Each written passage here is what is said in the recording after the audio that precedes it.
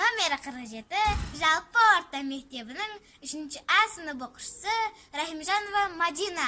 Ұстазым Төребекова Ұлжамал. Ұстаз деген жарық күні ғаламның, ұстаз деген анасы ол адамның. Бүкіл әлем мойындайды еңбегін, сен де одан адам болып жаралдың. Ұстазыңды түсінген сен тереңнен, бар әлемге еңбегімен еленген. Сенің бағың өрге қарай өрлесе, ол да бірге қуанышқа кенелген.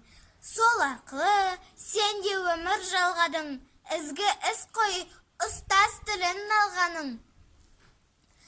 Мақтау олсаң, ұстаздардың алдында, ол өзіңнің орындалған арманың.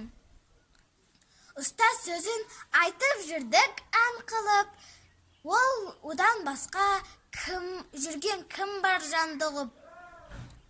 Ұстаз деген ұлылардың ұлысы, қасиетті бас иелік, мәңгілік.